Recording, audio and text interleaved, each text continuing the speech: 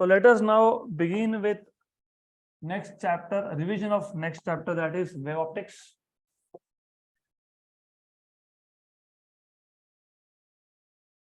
अब wave optics में जो पहला टॉपिक हम डिस्कस करेंगे that will be different theories which try to explain nature of light. हमने नोट्स में सबसे पहला लिखा था laws of reflection, laws of refraction, वो भी करेंगे, वो बाद में आएगा. लेकिन पहले अब हमको पता है at this stage we already know light is electromagnetic radiation which consist of oscillating electric and magnetic fields and they are perpendicular to each other as well as perpendicular to direction of propagation. लेकिन जब नहीं पता था तो different theories were put forward. सबसे पहला theory दिया था न्यूटन ने. Newton treated light as particles. तो पहले 3-4 टॉपिक प्योरली थ्योरेटिकल है, तो मैं पूरा थ्योरी लिखूंगा नहीं. I just write down few important points. तो पहले सबसे पहले there are different theories which try to explain nature of light. उसमें सबसे पहला था न्यूटन्स कॉर्पुस्कुलर थ्योरी. और याद रखना ये जितने भी थ्योरीज की बात कर रहे हैं एक फॉर्मेट सेट कर लो. assumptions of the theory, success of the theory and failure of the theory. तो assumptions में in this case the first assumption is that light consists of या फिर any source of light emits large number of tiny particles known as corpuscles. तो light consists of large number of tiny particles और इस particles का नाम था known as corpuscles. These corpuscles are rigid and elastic in nature. Weightless होते हैं, massless होते हैं, rigid and elastic and weightless of course elastic. Then different colors are due to different sizes of corpuscles. Then we get sensation of light when corpuscles enter our eye. मतलब retina. We get sensation of light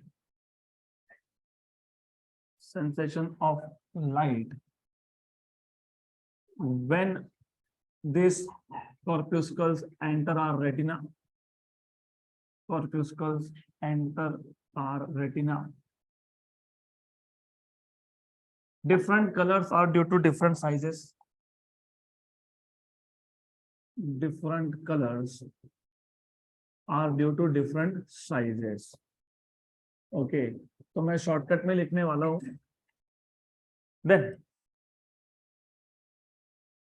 Then और भी था ना. This corpuscle travels along straight line in a homogeneous medium with very high speed, which is different in different medium. इसका speed air में अलग है, glass में अलग है, right? So they travel with very high speeds, बराबर, in a homogeneous medium, and that speed is different in different medium. So they travel, corpuscles travel with very high speed. With very high speed. With very high speed. In a homogeneous medium, वो मैं लिखने नहीं वाला, which is different in different medium.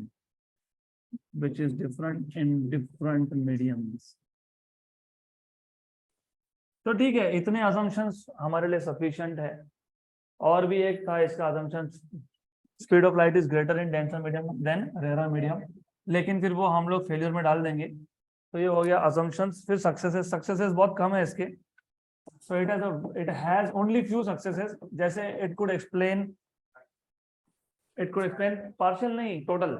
वो particle क्या आधा तो जाएगा नहीं ना, आधा एयर में आधा मीडियम के अंदर, ऐसा तो होता नहीं है. तो it could explain total. So it could explain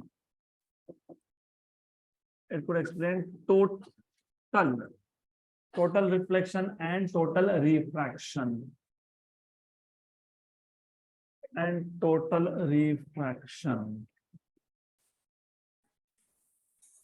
Number 2. बस चलो ठीक है. Failures are many. फेल्यूर्स बहुत सारे हैं इसके. So failures are too many. So इसलिए मैं लिख दूंगा कॉमन में it failed to explain, it could not explain. List बड़ी है. It could not explain partial reflection, It could not explain partial refraction. It could not explain interference. It could not explain diffraction. It could not explain polarization.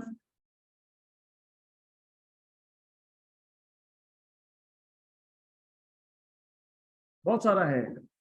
It predicts that the speed of light in denser medium is greater than rarer medium. वो गलत है. Speed of light in rarer medium is greater than denser medium. तो वो भी गलत है. Right? तो और भी है इसके फेल्यूर्स, तो I will not talk about it. ये इतना सफिशिएंट है. तो ये फेल थ्योरी है. तो फेल थ्योरी के बाद आता है नया थ्योरी जो इसके फेल्यूर्स से नॉर्मली बेस्ड होता है. तो नेक्स्ट थ्योरी है ह्यूजेंस वेव थ्योरी.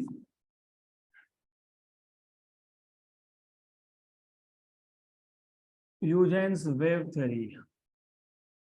तो इसके भी असम्पशंस है. नाम में ही है ह्यूजेंस वेव थ्योरी. मतलब this theory is based on assumption that the light is made up of waves, लेकिन longitudinal waves. तो पिछला theory में light was treated as particles, corpuscles. यहाँ पे light is made up of waves, longitudinal waves, longitudinal waves. Number 2, when this waves enter our eye, we get sensation of light. So when these waves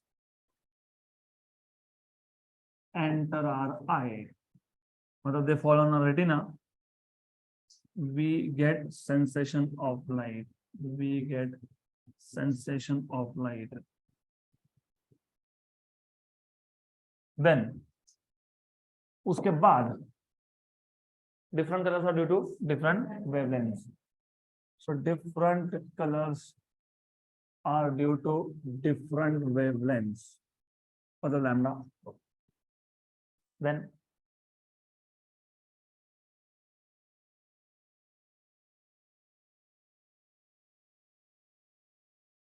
भूल गए.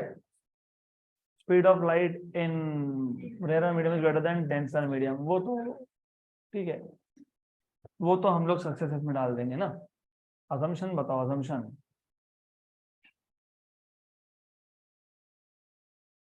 these waves travel with very high speed along a straight line in a uniform and homogeneous medium. Homogeneous medium में ये straight line में travel करेंगे with very high speed. Good. चलो ठीक है, इतना sufficient है. इतना भी लिख दिया तो बहुत हो गया. 3-4 point are sufficient. Then comes the failures. चलो पहले सक्सेस कर लेते हैं, बाद में देखते हैं फेल्यूर्स. सक्सेसेस अभी तुमने पहले बता दिया. Speed of light in denser medium is less than rare medium. तो सही हो गया.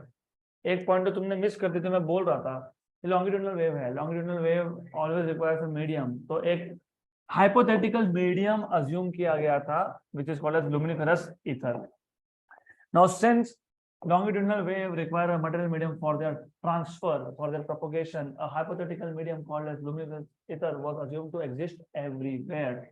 So assumption of ether, ये important point है. Assumption of existence of ether, luminiferous ether, right? तो सक्सेस पे आ जाते हैं हम. पहला हो गया. ये पोलराइजेशन को छोड़ के सब कुछ एक्सप्लेन करता है. It could explain partial reflection, partial refraction. It can also explain interference, diffraction. So it explains partial reflection, partial refraction, interference,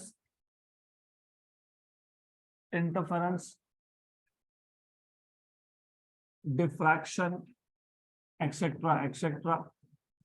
सिर्फ एक्सप्लेन नहीं किया तो क्या नहीं किया? पोलराइजेशन. तो ये सक्सेस है. नंबर 3. और नहीं, वो तो फेलियर में जाएगा ना. काउंटर इफेक्ट क्या एक्सप्लेन करता है? ये करता है क्या? वो तो असम्पशनल थ्योरी है. सक्सेस में और क्या लिखोगे? हमने 4-5 पॉइंट्स को कंबाइन कर दिया तो सक्सेस कम पड़ गए हमारे. चलो कोई दिक्कत नहीं है. तो आ जाओ फेलियर्स पे. तो failures could not explain polarisation. तो पोलराइजेशन ही एक्सप्लेन कर नहीं सकता, क्योंकि पोलराइजेशन कॉन्सेप्ट है ही सिर्फ ट्रांसवर्स वेव के लिए, वो लॉन्गिट्यूडिनल वेव के लिए एप्लीकेबल ही नहीं है, because the vibration has to be perpendicular to direction of propagation, यहाँ पे पैरेलल होता है। तो ये तो फेल्ड थ्योरी है, because polarization can not be explain. Then Compton effect could not be explain. Then luminiferous ether कभी मिला ही नहीं आज तक, तो ईथर वाज नेवर डिटेक्टेड, ये सबसे बड़ा फेल्यूर है। ईथर वाज नेवर डिटेक्टेड, बहुत सालों तक बहुत सारे एक्सपेरिमेंट हुए, but it was never detected, तो सबसे बड़ा फेल्यूर है। इसका मतलब लाइट सन से कभी और तक आ ही नहीं सकता अगर लाइट लॉन्गिट्यूडिनल वेव है तो that is the basic idea here. फिर इसके बाद आ गया last and the most famous and accepted theory, light as an electromagnetic radiation. Light as electromagnetic radiation. I will not write a single word here, सिर्फ मैं बता दूंगा कि है क्या। तो light is nothing but electromagnetic radiation in which we have oscillating electric field and magnetic field, and electric and magnetic field vibrations or oscillations are mutually perpendicular to each other and also to the direction of propagation. मान लो x is the direction of propagation, y और ये z, अगर electric field के vibration x Y plane में है, अगर electric field के vibration x Y plane में है, तो मैग्नेटिक फील्ड के एक्स जेड प्लेन में है, तो ऐसा है वो केस। तो इस केस में ये है पीक वैल्यू, किसका पीक वैल्यू? मैग्नेटिक फील्ड का, और ये है पीक वैल्यू किसका?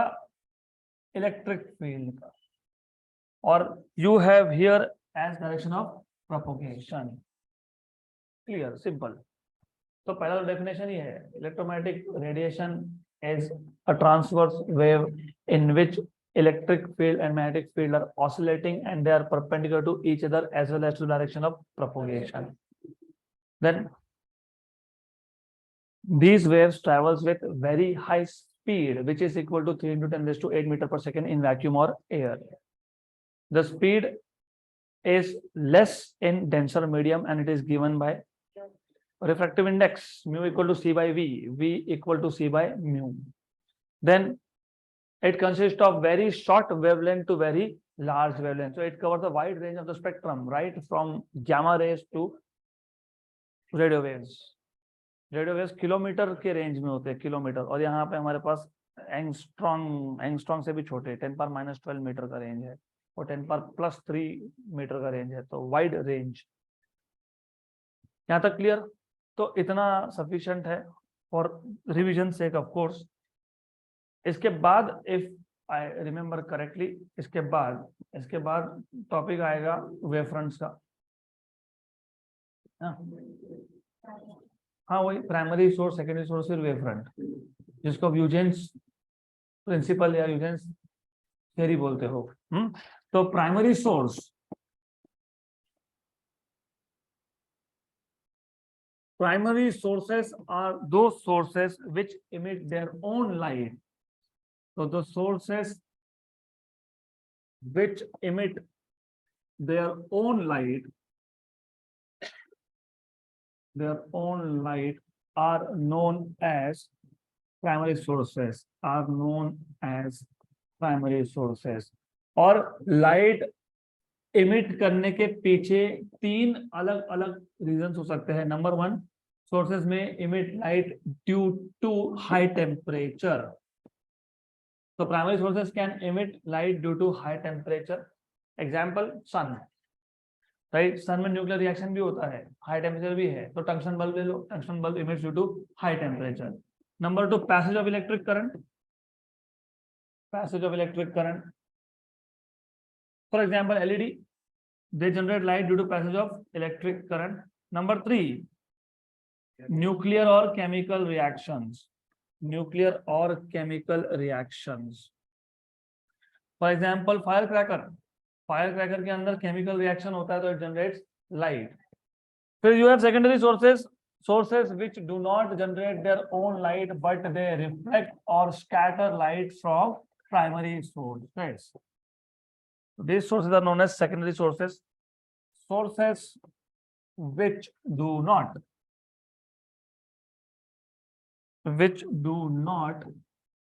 generate or produce their own light.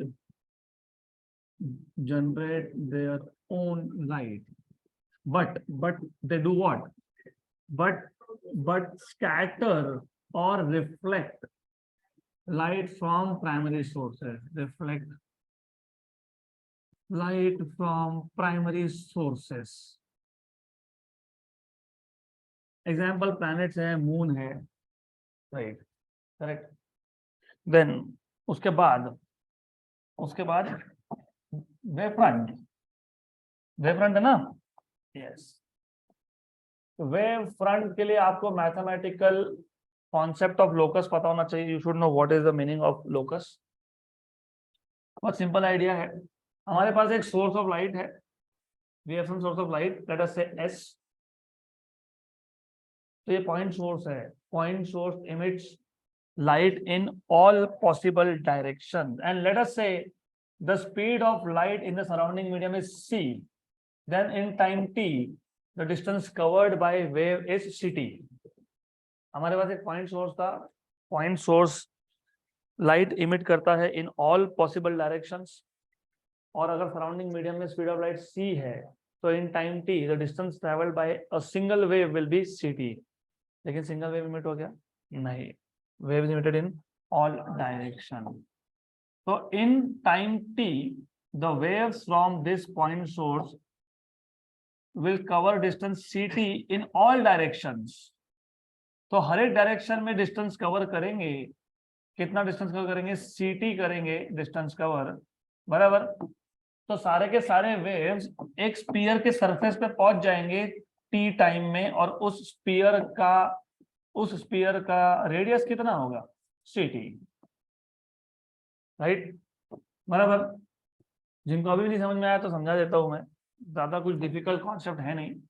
Idea is very simple. हमारे पास एक पॉइंट सोर्स है which is emitting light in all possible direction. The speed of light is c. In time t it covers a distance ct in all direction. Hence the waves from this point source, they will reach the surface of a sphere whose radius is ct. और ये spear एक particular geometrical condition satisfy कर रहा है. जितने भी waves यहाँ पे पहुंचेंगे वो सारे के सारे इन फेज होंगे, और एक पर्टिकुलर ज्योमेट्रिकल कंडीशन सेटिस्फाई करने वाले सेट ऑफ पॉइंट्स को बोलते हो locus. Locus is a set of points which satisfy a given geometrical condition. For example, x square plus y square equal to r square. Circle का equation, ये भी locus है. For example x square by a square plus y square by b square equal to 1.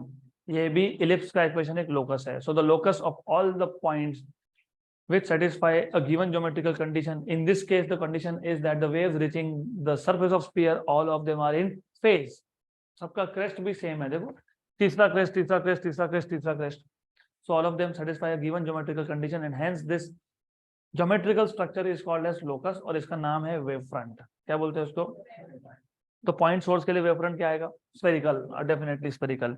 अगर मेरे पास एक extended source होता, extended source जैसे कि ट्यूबलाइट, तो इस केस में होता क्या? इस केस में होता ये कि यहाँ पे जो लाइट इमिट होगा वो ऑल डायरेक्शन में तो नहीं होगा, वो सिर्फ साइड वाइज होगा. मैं बाय डायरेक्शनल बोल नहीं सकता इसको, क्योंकि तुम जब बोलते बाय मतलब एक तो इस तरफ एक इस तरफ, ऐसा नहीं है. यहाँ भी है, यहाँ भी है, साइड वाइज भी है, आगे पीछे भी है, सिर्फ ऊपर नीचे नहीं है. तो यहाँ पे ये जो लाइट इमिट हो रहा है ये साइड वाइज है. तो यहाँ पे अगर आप सेम फेज के पॉइंट्स को कनेक्ट कर देते हो, if you connect same phase points, so you see the structure looks like a cylinder, and hence the wavefront is called as cylindrical. तो wavefront होगा cylindrical. Okay, so the wavefront so obtained is a cylindrical wavefront. फिर है आपके पास है फिर plane wavefront. Plane wavefront का condition एक ही है, source should be at infinite distance. क्योंकि plane wave front is formed due to parallel waves. Parallel rays तब होते हैं ray optics, object at infinity. तो जब आपके पास सोर्स इनफाइनाइट डिस्टेंस पे हो तो जो वेव फ्रंट आपके पास पहुंचता है, चाहे वो स्पेरिकल का पार्ट हो चाहे सिलेंड्रिकल का पार्ट हो, वो पहुंचता है एक very small piece of that wave front. और एक बहुत बड़े सर्कल का एक बहुत छोटा सा पीस होता है स्ट्रेट लाइन, एक बहुत बड़े स्पीयर का या एक बहुत बड़े सिलेंडर का छोटा सा पीस होता है plane, just like this plane surface. तो ये भी एक प्लेन है।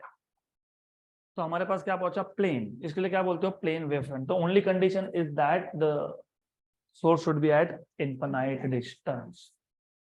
तो क्लियर। इसके बाद होगा, if I am not wrong, Huygens principle. तो Huygens principle basically the idea here is every point on a wavefront behaves as if it is secondary source of light। तो यूजेंस प्रिंसिपल के दो important points है।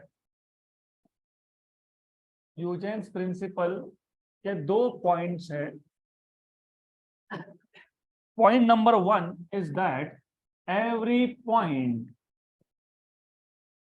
on a wave front, चाहे वो primary wave front हो चाहे वो secondary wave front हो, but every point on a wavefront behaves like a secondary source, behaves like a secondary source।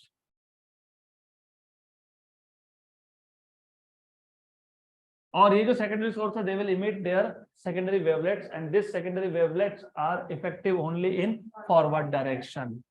So secondary wavelets are effective only in forward direction। So based on these two principles you can explain how light propagates in forward direction। light पीछे क्यों नहीं जाता, source से बाहर ही जाता है, अंदर कभी नहीं जाता। So you can explain why light propagates in forward direction depending on those two principles। और उस टॉपिक का नाम एक्चुअली होना चाहिए था प्रोपोगेशन ऑफ वेव फ्रंट, लेकिन आपके बुक में लिखा है कंस्ट्रक्शन ऑफ वेव फ्रंट। और कंस्ट्रक्शन ऑफ वेव फ्रंट में दो टाइप के वेव फ्रंट का कंस्ट्रक्शन है, एक है construction of plane wave front, एक है स्पेरिकल वेव फ्रंट। तो I will take only one of these two, या तो स्पेरिकल या फिर प्लेन, दोनों में से एक ही डिस्कस करेंगे। तो will take only one of this. तो प्रोपोगेशन या construction of, let us say spherical is better, construction of spherical wave front।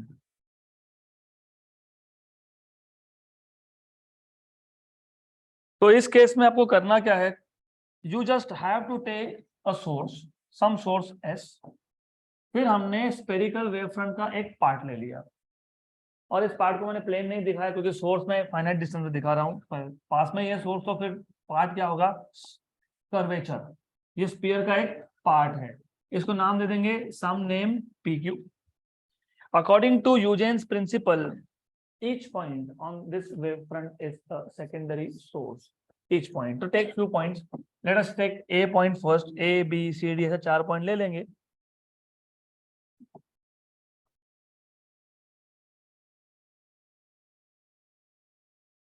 तो ऐसा आएगा, फिर उसके बाजू में और एक पॉइंट है, उसका भी सेकेंडरी वेवलेट आएगा, उसके बाजू में और एक पॉइंट है, उसका भी सेकेंडरी वेवलेट आएगा। तो 3 ही पॉइंट ले रहा हूँ फिलहाल में, तो 3 पॉइंट लो 4 पॉइंट लो, doesn't matter, I just take 3 of this. तो ये ए पॉइंट है secondary source of light, B point है secondary source of light, C point है secondary source of light. All these 3 points behave as if they are secondary sources and thus they generate their own wavelets and these wavelets are effective only in forward direction। तो जो wave front है उसका उस wave front का नया position, resultant wave front can be obtained by drawing tangent to all these secondary wavelets। तो जो secondary wavelets है उसको क्या ड्रॉ करोगे, tangent, and this tangent will give you location of resultant wavefront P dash Q dash। तो PQ आगे चला गया, बन गया P dash Q dash। फिर वापस से स्टोरी रिपीट होगी, वापस से हर एक point will behave as secondary source of light, thus emitting secondary wavelets which are again effective only in forward direction। फिर वापस सबको एक कॉमन टेंजेंट ड्रॉ करोगे, बोलोगे P double dash Q double dash. तो this is how wavefront propagates in forward direction, right? Same theory will be applicable for plane, बराबर। अब इसके बाद है reflection of light from a plane surface, मतलब हमको basically law of reflection prove करना है। What is law of reflection? तो पहली बात तो लॉज ऑफ रिफ्लेक्शन में दो लॉज थे। एक था the incident ray, the reflected ray and the normal drawn at the point of incidence lie in the same plane. मतलब अगर इंसिडेंट रे XY प्लेन में है तो रिफ्लेक्टेड भी XY में है और normal at the point of incident भी XY में है। ऐसा नहीं होगा कि रे आया XY से गया YZ में। It is something that do not happen in reflection, ऐसा होता नहीं है unless reflection is not in the same medium. तो the reflected ray, incident ray and the normal drawn at the point of incident lie in the same plane. Number 2, I equal to R. Angle of incidence is equal to angle of reflection provided reflection is in same medium. तो वो हमको prove करना है। अब तक हम लोग सिर्फ उसको in the form of law discuss कर रहे थे रे ऑप्टिक्स में, राइट? लेकिन यहाँ पे आपको बेसिकली वो प्रूव करना है। तो हम पहले एक प्लेन रिफ्लेक्टिंग सरफेस ले लेंगे XY। यहाँ पे प्लेन रिफ्लेक्टिंग बोल रहा हूं, अगले टॉपिक में प्लेन रिफ्रैक्टिंग बोलूंगा। तो you have a plane reflecting surface XY। इस XY सरफेस पे एक प्लेन वेव फ्रंट इंसिडेंट हुआ ऑब्लिकली। ऑब्लिकली क्यों बोल रहा हूँ? क्योंकि तीन टाइप के इंसिडेंट होते हैं। एक होता है ग्रेजिंग। ग्रेजिंग मतलब ये आया सिर्फ सरफेस को टच करके गया। एंगल ऑफ इंसिडेंस इज 90 क्योंकि angle you always measure with respect to normal, इसको बोलते हो ग्रेजिंग इंसिडेंस। फिर ऐसा एक वेव फ्रंट आया जो सरफेस को क्या था, नॉर्मल था, मतलब किसके डायरेक्शन में था, नॉर्मल के डायरेक्शन में था। एंगल कहां से मेजर करते हो, नॉर्मल से। का एंगल कितना है, 0। इसको बोलते हो नॉर्मल इंसिडेंस। क्या बोलते हैं इसको? तो अगर ना एंगल 0 है ना एंगल 90 है तो इन बिटवीन है, इसको बोलते हो ऑब्लिक इंसिडेंस। क्या बोलते हैं इसको? Oblique incidence. तो हमारे पास एक वेव फ्रंट है AB, प्लेन वेव फ्रंट है AB। It is incident obliquely on a plane reflecting surface XY and it is bounded between PA and QB। याद होगा इसको, मैंने P पॉइंट नाम देने को बोला था, मैंने Q पॉइंट। क्योंकि ऑब्लिक है तो डेफिनेटली A जल्दी पहुंचेगा A'। जब A' पे आया तब B कहाँ था, B था B' पे। तो when A is at A', B is at B'। जैसे ही A' पे आया, according to Huygens principle, it starts emitting secondary waves. और क्योंकि मैं वापस बता रहा हूँ, थोड़ा सा मैं डायग्राम थोड़ा सा करेक्ट नहीं ड्रॉ करने वाला, जानबूझ के नहीं करने वाला, क्योंकि we don't want to waste time in drawing things rather in doing physics. नीचे का पार्ट नहीं आएगा, नीचे का हेमिस्फीयर नहीं आएगा, क्योंकि तुम रिफ्लेक्शन की बात कर रहे हो। रिफ्लेक्शन में लाइट मटेरियल के अंदर नहीं जाता है, वो बाहर से रिफ्लेक्ट होकर जाता है। तो नीचे का हेमिस्फीयर भूल जाओ, imagine as if it is not there. तो एनीवेज, तो अब हुआ क्या, जैसे ही A' पे आया, it is behaving like secondary source. It is emitting secondary wavelets. This secondary wavelets will travel in air again. अगर स्पीड ऑफ लाइट c है तो टाइम t में डिस्टेंस कितना कवर हो गया, ct। मतलब इतने t टाइम में, in this time interval t, जो हेमिस्फीयर बना है उसका रेडियस कितना हो जाएगा, ct। इसको मैं बोल देता हूँ d। तो ये आ जाएगा आपके पास A' D equal to CT। जितने टाइम में ये हेमिस्फीयर बना उतने ही टाइम में B' सरफेस पे पहुंच गया C पे। तो B' C भी क्या आएगा, CT। करेक्ट।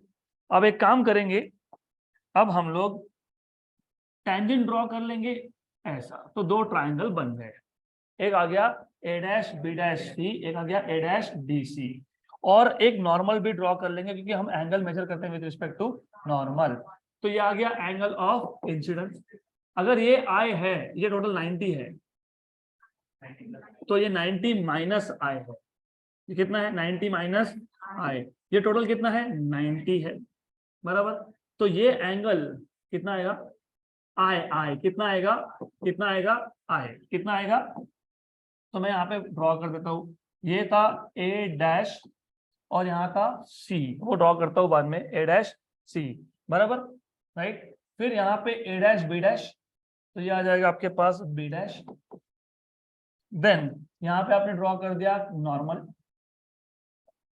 ये कितना है 90 डिग्री है, ये सी पॉइंट है, ये एंगल कितना आ गया आपके पास आई है। सिमिलरली ये डीसी टैंजेंट है, टैंजेंट और रेडियस एक दूसरे को क्या होते हैं परपेंडिकुलर होते हैं, तो ये आ गया आपके पास डी पॉइंट, ये आ गया डी पॉइंट, और ये एंगल कितना है 90 है, यहाँ तक क्लियर। तो ये एंगल कितना है 90 है। और एक चीज भूलना नहीं, रिफ्लेक्टेड रे दिखाया ही नहीं तुमने, तुम रिफ्लेक्शन की बात कर रहे हो, लाइट ऐसा आया ऐसा नहीं गया, ऐसा गया, कहाँ गया ए डैश डी के डायरेक्शन में गया, कहाँ गया ए डैश डी, तो ये रिफ्लेक्टेड रे है, तो ये एंगल कितना है आर, ये आर है, तो ये कितना है 90 माइनस आर, ये 90 माइनस आर है 90, तो ये कौन है r, this is r, this is 90 minus r, और बचा हुआ फिर आर। तो इन शॉर्ट काट साट के बात ये है कि ये एंगल है आर। दो ट्राइंगल मिल गए, दो ट्राइंगल में एक साइड तो कॉमन ही है, ए डैश सी कॉमन साइड है, और एक साइड सेम ही है, ऑलरेडी लिखा है मैंने, A dash D and B dash C are same, और दो एंगल भी सेम है, कौन से A dash B dash C और ए डैश डी सी, ये दोनों एंगल भी सेम है, दो साइड सेम है, एक तो कॉमन है एक सेम है और एक एंगल सेम है, तो ये हो गया कॉन्ग्रुएंट ट्राइंगल। कॉन्ग्रुएंट ट्राइंगल के दो बचे हुए एंगल्स भी सेम होते हैं, तो angle B dash A dash C और angle D C A dash are same, लेकिन B dash A dash C क्या था आई, ये क्या था I equal to R, hence proved. Clear, दो ट्रायंगल बनाने हैं, कॉन्ग्रुएंट शो करना है, फिर बोल देना कि इक्वल है, हो गई बात खत्म, तो बाकी का अब होगा